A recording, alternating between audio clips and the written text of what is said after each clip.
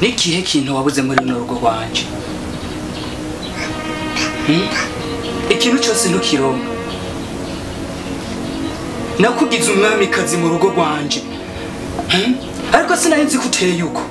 sinahinzi ko umukobwa umeze uko ariko ntusubire kunkorako basi mu mwanya wo kunyumviriza nanje she nta mwanya wo kukumviriza muri uno mwanya ntukureka umugore wanje akira kira kintu cyose uzi yuko wazanye ngaha wakiyumvire mu rugo nakubwiye ati uyu mwanya ni isaha n'uri umugore wanje iryo zina rifute akira ibyawe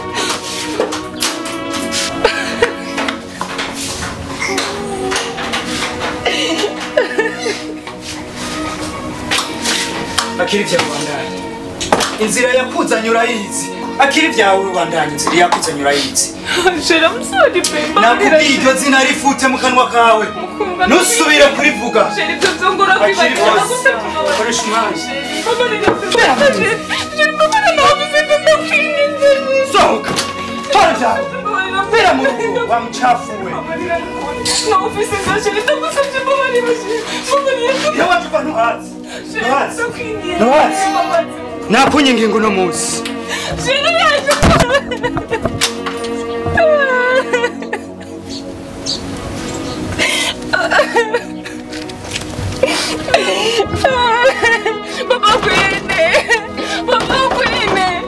Papa Queen.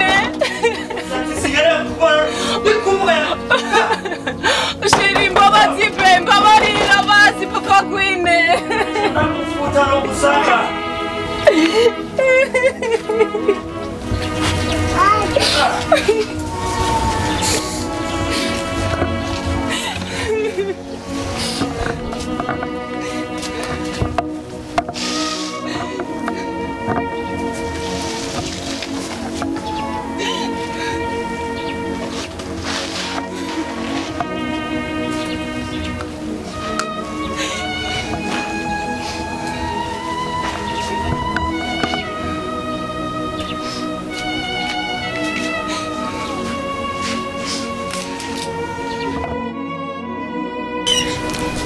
Niteka rinini kuza mu muryango wacu murakoze n'ibyishimo birenze ahubwo mama ne yabyumva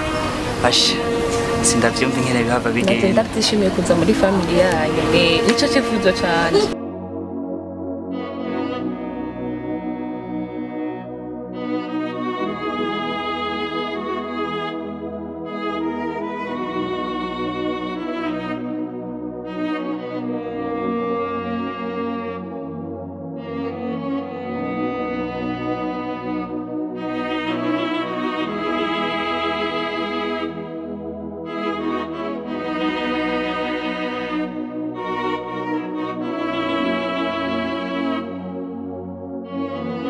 Jimmy ndababaye ku mutima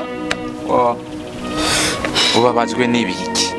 ibintu bigusiretsa n'ibiki kwarose umwana mwiza ufise umugore mwiza ayo maserese ufise nayibiki tuza iyo menya ibi bintu sinari kubijamo naco ntakoze kuri we nakintu na kimwe yarabuze mu rugo iwanje ariko no musi ikiba nkoreye nta kibazo inde igiki inde naramwiguza umugore wanje naco yamburana mu rugo ikintu cyose nagikora ariko muri kano kanya umutima wanje usize ari bironda gusa none ari he n'umwana none umwana yamusigira nde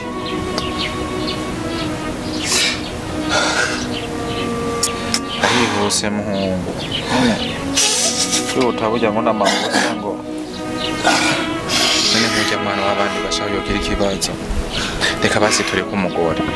kwe kutiyumviye basi kuba barya mwana warumvise nk'umugenzi kana musi n'umutambye akunda umugenzi wo ku mutima ukaje ufata umwana na nyina urabizi ko atagira icefoni cya ruguru urabizi wamukuye umwana w'abandi wazi wamukuye ubu urafashe ukuye mu nzu uratereye uteranye n'amaraso yawe muhungu yogira ibibazo wewe kwifata gute kwereki wihuse ani wibuke ngo yarihuse byari bihumye muhungu ntunkwegere nyaragasa wewe wobisigura gute nkubaho yaraye wewe urahanze uruvura rwaraye ruragwa rwo bagwamuhonde mu mufurego umwana w'abandi n'umwana ntunababara n'amaraso ya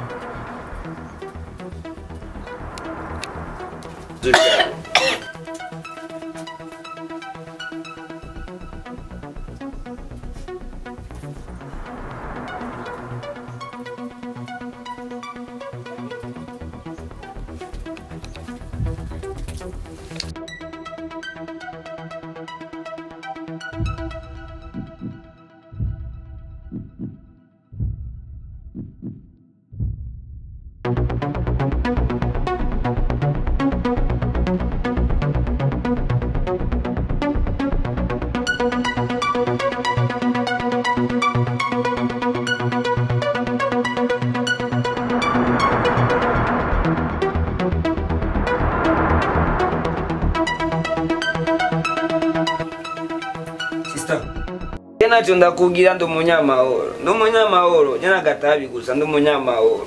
nawe sister kuko ushike ngamura gatondo kakare ugenzo na magimuro ikizo reka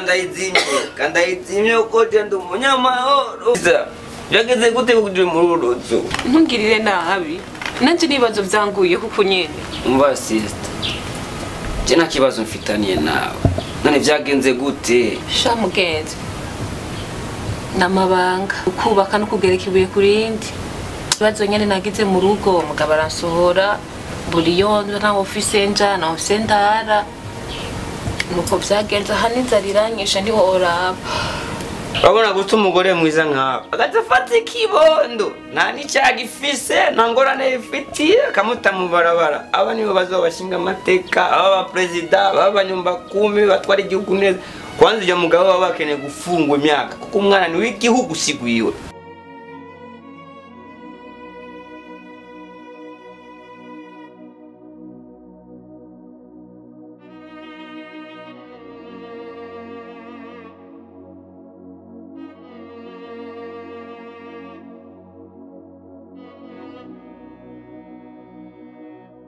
warakuze ngura shoti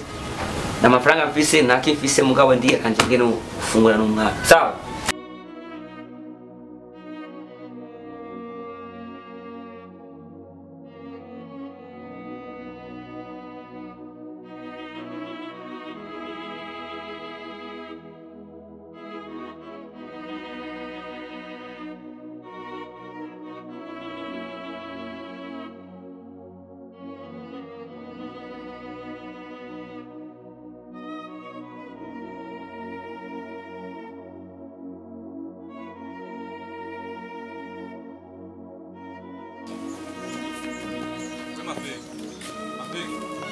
akare usanzwe ukamenyere umwami wa twatakaje umudami muremure w'inzobe ahetse umwana haheze iminsi 3 nuko twahangayitse turondera uwo mudami n'uwo mwana ntawo baba baratuboneye jendi komine jendi gihugu utangaze ku maradiyo hose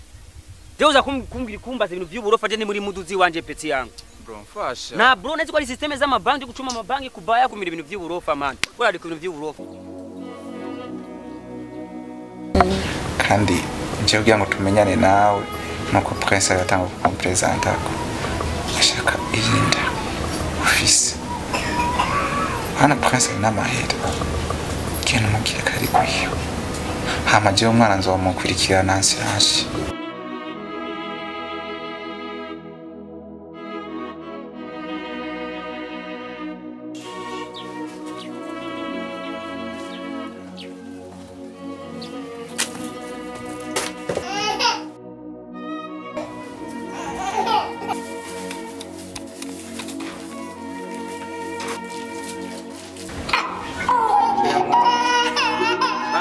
Kula. Turarikini. Kandi urakoze ndagushimiye.